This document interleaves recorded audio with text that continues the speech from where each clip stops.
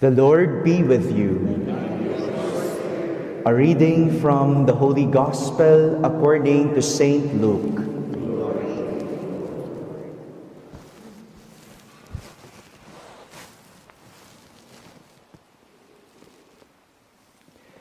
Jesus said, "It will go ill with you, Chorazin, and just as ill with you, Bethsaida. If the miracles worked in your midst had occurred in Tyre and Sidon, they would long ago have reformed in sackcloth and ashes. It will go easier on the day of judgment for Tyre and Sidon than for you. And as for you, Capernaum, are you to be exalted to the skies? You shall be hurled down to the realm of death. He who hears you, hears me. He who rejects you, rejects me. And he who rejects me, rejects him who sent me." My friends, the Gospel of the Lord. Praise to you, Lord Jesus Christ.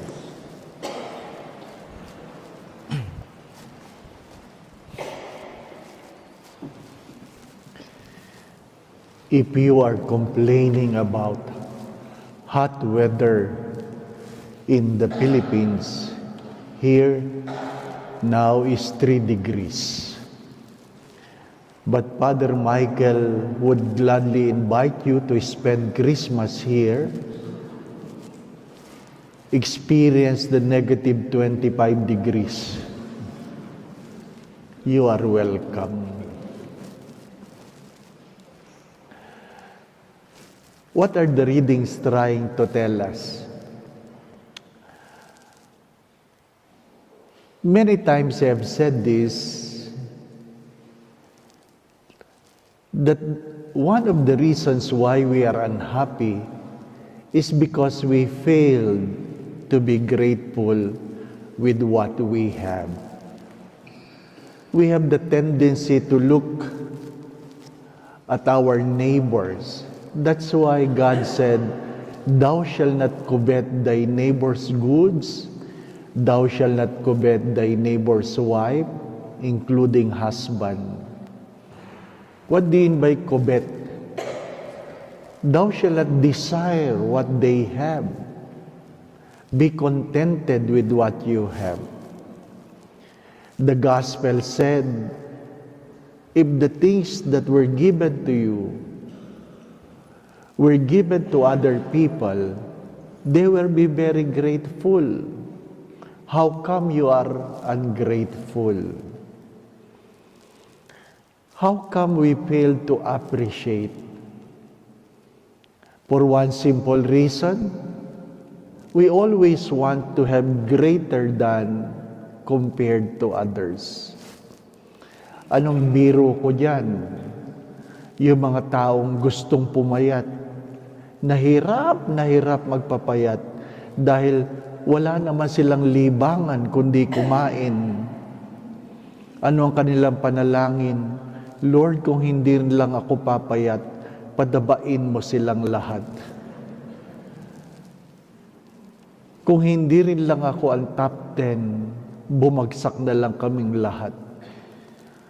Why do we fail to appreciate what we have? What is riches? What is poverty? How can you be rich being poor?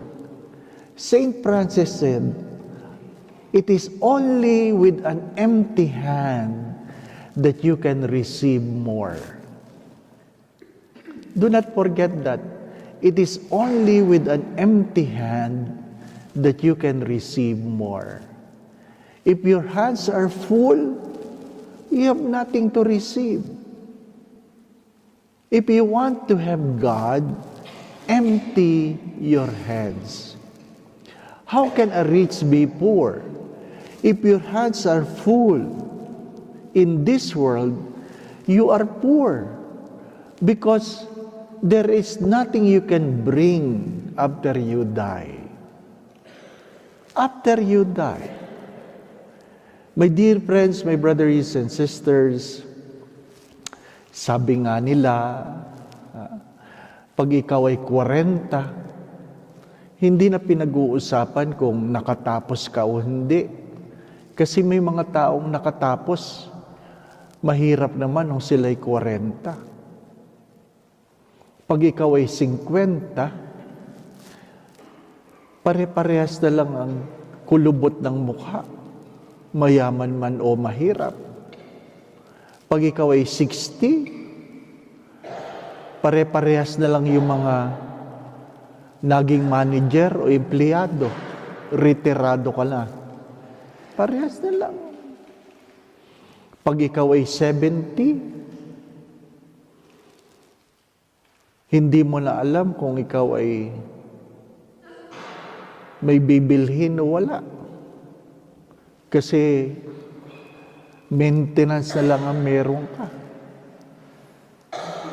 Pag ikaw ay 80, hindi na problema kung malaki o maliit na bahay.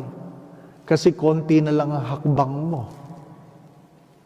Pag 90, sabi nila, hindi mo na iniisip kung ikaw ay tulog o gising. Kasi pag nagising yung 90, pagkatapos kumain, tutulog na rin. Ano bang hinahabol mo?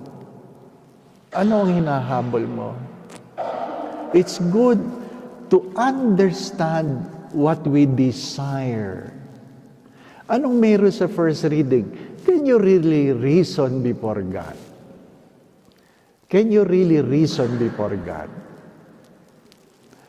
If God will allow you, as Job had said, if God will allow you to complain, what will you complain about? What are your complaints? Can you really make the sun rise up and sets? Kung napansin nyo kagabi, ito'y palagi. Pag nagproposisyon, nahahawi yung fog. Lumilinis ang hangin. Ano po? Pag nagproposisyon, hindi ko alam kung yan ay nakaprogram kay Father Michael. Ano po? Pero yan na palagi ko napapansin. Kahit gaano kadilim ang fog, pag lumabas ang prosesyon, lumilinis ang hangin. Can you really make that? We are here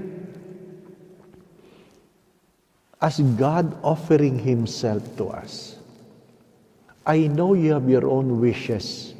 I know you have your own prayers. But in this place, what is God trying to invite us? Are you willing to accept what do I offer? Are you willing to accept what I offer? What I am offering to you compared to what you want? Mga minamahal na mga kapatid, malapit na tayong matapos. At alam ko, ang iba sa inyo pag kumakain, ang pangarap ay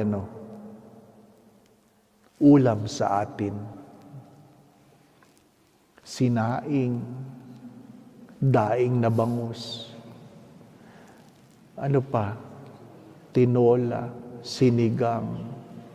Yan lang rin ang laman ng isip, no? Ang simpleng kaligayahan, no?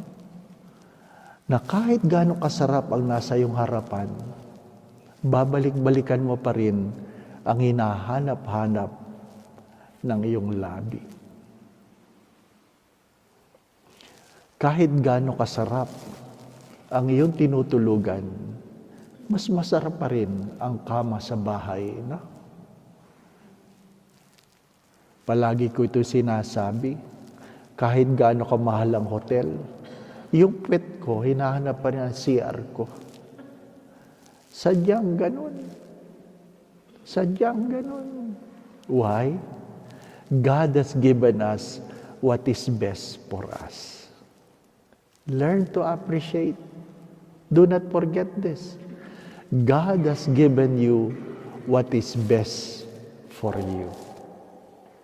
You might be hoarding a lot of things that at the end will become a waste.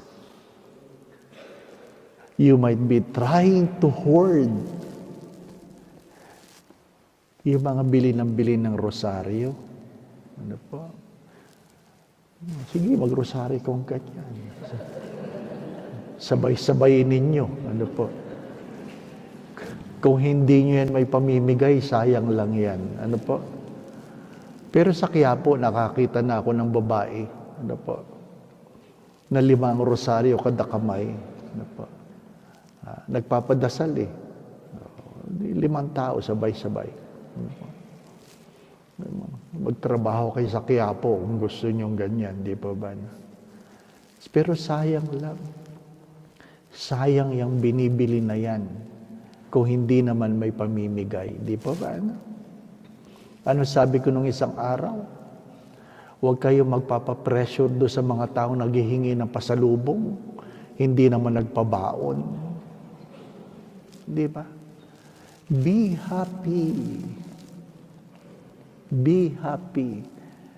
Seize the moment. Enjoy the moment. Ano pa? Enjoy the cold weather rather than complaining. Di ba? Ganon talaga. Yung maliligo ka, doon lang ito sa mga naligo. Yung iba hindi naman maliligo eh.